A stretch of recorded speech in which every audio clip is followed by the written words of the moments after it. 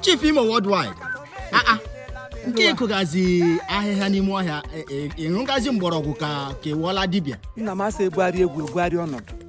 Eleke ntị ọba said, since the men of the earth have learned how to shoot without missing, that him and his children have learned how to fly without perching on a tree. Okwu ma abịa gbado ụkwụ gịnị? Asị onye ọ na-emere kpọwai si memere ya kpọwai. Onye ọ na-emekwe gbim si memere ya gbim. Enwere nwanne m nwaanyị chere dị na aga m agwa gị na enwere m mmadụ maka asị onye nwere mmadụ karịa onye nwere ego. My sister Mimi Oloma Chukwu. Queen Mimi tiri ehụ Queen Mimi Oloma Chukwu. Onye am na-agwa gị here with TV presenter. Oh yes, a TV presenter, a red carpet interviewer. He's also a special advisor, a special advocate. She's a singer, she's a preacher, she's a perpetrator, she's a perpetuator, she is an alligator. In fact, we conductor because she conducts things. In fact, onye ahịa wo Ezendiara worldwide. Onye abụ Ezendiara nke nwanyị.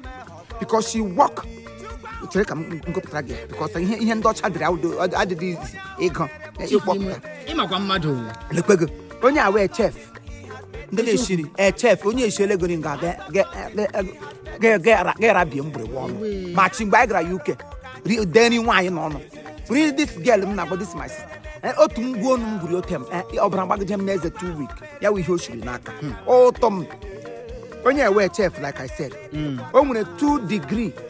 She's a teacher. She only 2 degrees in chefing. She's a teacher. She worked with the NHS, big mental home hospital. Yana ndi ahụ eji kpee eze ndị ara.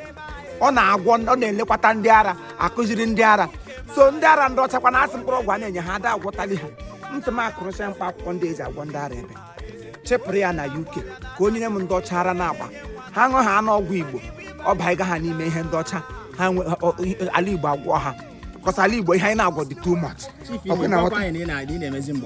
Enwedị ihe m na-anọ fọdụ na ya sọsọ oshi ezikwe m ezi mana sometimes enwete mmadụ ga-eshi dehe ma tụtụkwala ya. I do all see ọ bụrụkwa sọsọ na mental home staff. She also a worker in ASD mental health and she supports them too. So enwedị ihe ọ na-adị emefọ. Onye m na-agwa gị ihe poet writer. Gịnị ka a na-akpọ ya ọ na-awụdụ nwa magidere m moto magidere machine ime Mimi TV onye ji mara ya na Facebook ebe ọ bụla ị ga na Facebook ị ga-ahụcha her handles ọ nwa afọ Igbo agoziri agozi a fear of God, a woman that has the fear of God inside her. Onye m ji simba if I don't wish you happy birthday, what do I achieve or what do I stand to gain? What do I merit?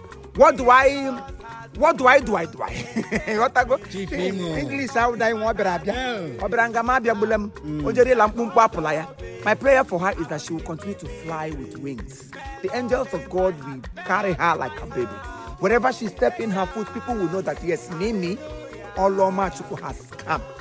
And it's not just coming. When you come, you begin to do things that matters. Imana we bia where we bia imekwe ihe eji mana obibia gị. Christ bịara zọpụta ya ọkwụ. So Peter Obi abatakwa mee ihe niile aga. So once Mimi steps in, oh my goodness. Leave me to do this. One Chief Imo ma ahịa abịa m sị m anya ọchị. Any certain daughter in the England. Any say it. Any. Maga. Ngwade na anyụkwa marakwa nga isi anyụ o. Mmaga ọrịa agha. Ọ dị mma. Gwa mmaga na m si ewepụ aka n'ihe ọjọọ ịnụkwa. Chief Imo ike akwa ngene kwa. Biko gaziere m negozi. Ejiela ojiri nka nne gị n'ugbu a. Sị ha chegharịa na the kingdom of God na at hand. Your mother should give her life to Christ.